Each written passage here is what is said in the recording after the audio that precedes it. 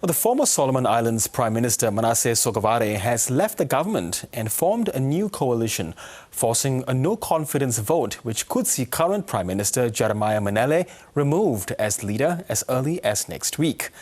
Our Foreign Affairs reporter Stephen Dziedzic says Australia would be unhappy with the possibility of Mr Sogavare taking the top job.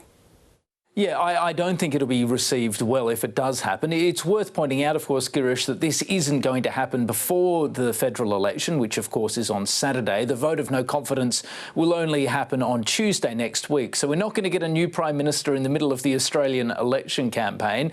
Now, if it is Mr Sogavare returning, which is by no means certain, then I think Australia would be pretty unhappy with that. Obviously, Mr Sogavare is famous for, getting involved in an awful lot of brawls with Australia, often publicly, over a number of different issues. It believes that Mr Sogavare wasn't truthful or accurate in the way that he portrayed what happened immediately after the riots that happened in 2021, and the allegation that was made by Mr Sogavare, furiously denied by Australia, that its forces didn't protect Chinese government assets on the ground.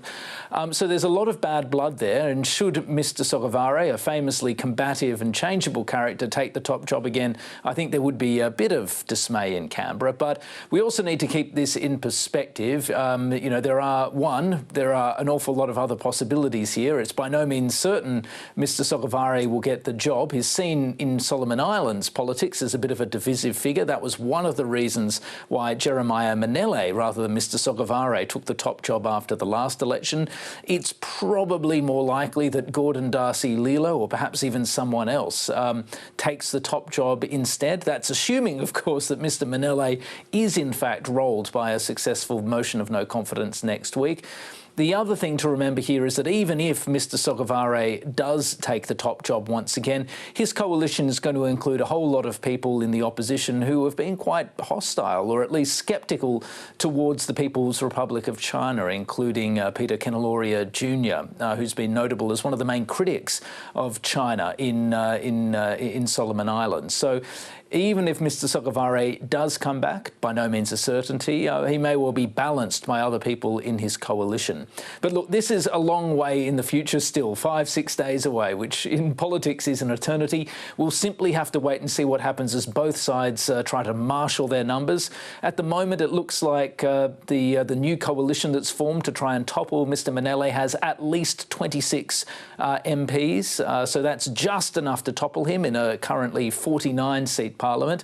But anything can happen. Politics in Solomon Islands is very, very fluid, and you never know. Mr Manele may find a way before next week to peel away some of those MPs and protect his hold on the top job. You'd have to say at the moment he's hanging by a thread, but you can never rule that out. Yeah, it'll be a fascinating week in Solomon Islands. But Stephen, more broadly on foreign policy, now Labour has been trying to put the focus on the coalition's record in the Pacific, arguing that they left a vacuum which has been filled by China. Has this been the case in your observation? Look, it's a complex and shifting picture. Labor, as you say, has been trying to paint this picture of the coalition's handling of the Pacific more broadly, during the Morrison government in particular, being a total disaster. They've got a few arguments. The two main ones are first on climate. They say that the coalition's stubbornness on climate really made life difficult for Mr Morrison in the Pacific, and they say that Mr Dutton's policies on climate right now would be poisonous in the region. The second one comes down to the China-Solomon Islands. There we are again, back at Solomon Islands. Security Pact, which the Foreign Minister said was the worst strategic blunder for Australia in the Pacific since World War II. They say in the end, the coalition has to wear the blame for that because it happened at the very end of its watch. And they say, yes, there was this vacuum in the Pacific. Now, on climate change, I think the government does have a reasonable point. It's true that despite the fact that the Morrison government poured considerable resources into the Pacific, particularly from about 2018 or so, it was difficult sometimes for it to get clean air because there was so much noise around climate change, and because the Pacific felt so strongly that it had to really pressure the Morrison government to do more on climate, to show more ambition, to cut its emissions. We saw that in particular at the 2019 PIF leaders meeting in Tuvalu, where there was an hours-long, sometimes acrimonious meeting with Mr Morrison, where the Pacific really really tried to put the heat on him on climate policy. And of course, Peter Dutton, is probably regarded with a fair bit of scepticism in the Pacific on climate policy.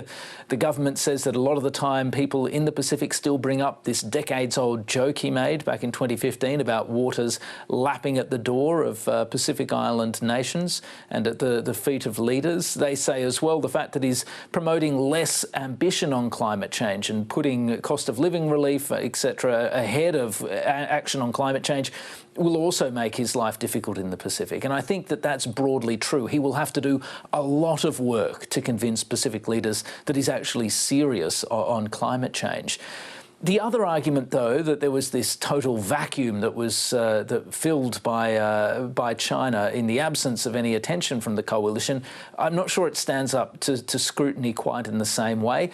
I mean, it's true that for Australia, the Solomon Islands-China Security Pact was a bit of a strategic disaster. There's no way around that. And ultimately, the coalition does have to wear the blame for that. But it's not absolutely certain by any stretch of the imagination that Labor would have been able to head this off with more adroit and determined diplomacy. It's just worth remembering, Girish, just how determined Manasseh Sogavare was to strike new partnerships with China. It's worth remembering just how resentful he remained of Australia in the wake of Ramsay and a perceived move by Australia to ignore Solomon Islands sovereignty. And it's worth remembering how determined Manasseh Sogavare was to diversify Solomon Islands' security links to try and reduce dependence and reliance on Australia. None of this means that it would have been impossible for Labor to stop it, should it have been in office, but it would not have been an easy lift. And I think any argument that it could easily have been stopped probably doesn't bear up to scrutiny. Yes, and as far as those critiques of the coalition's policies are concerned, how has Peter Dutton responded? Well, Peter Dutton hasn't said a whole lot about the Pacific during this campaign, but David Coleman, the Shadow Foreign Affairs Minister, has made his own critique of Labor's performance over the last 3 years. Now, he acknowledges that Labor's done has struck a large number of agreements over the last 3 years, and the list is a very long one. Think about the agreements that have been struck, landmark ones with Tuvalu and Nauru, the security agreement with PNG, the agreement with Solomon Islands to ramp up security support, the Pacific Policing Initiative. It's a long list, and a lot of independent observers say Labor does deserve credit for the energy and ambition it's shown here. David Coleman, though, points out some other parts of the picture that are a bit less flattering to Labor. He points out that over the last 3 years, China has managed to embed itself as a policing player in countries like Kiribati and Vanuatu with informal arrangements. He points out that Cook Islands has also signed a landmark agreement, or potentially a significant agreement with China to tighten cooperation, including in deep-sea mining and maritime infrastructure. And he also points to recent comments that have been made by the president of Timor-Leste, indicating that that nation would be very open to conducting military exercises with China. So his argument is that it's a much more complex picture than Labor likes to portray, and its record is a bit shabbier than it might appear on first glance. Is it a convincing critique? Well, elements of it are, but other elements aren't, much like Labor's critique of the coalition.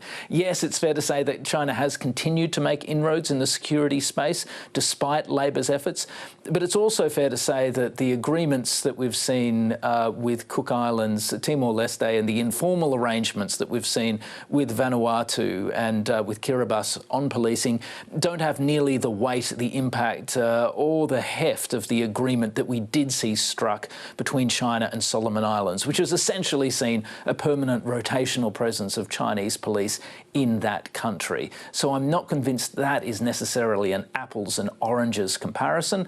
All of that said, what the struggles that both sides have had to engage with over the last 6 or 7 years shows is just how determined, persistent and well-resourced a player China is. Neither side is going to be able to push back on this easily. It's going to soak up an awful lot of Australian attention and resources.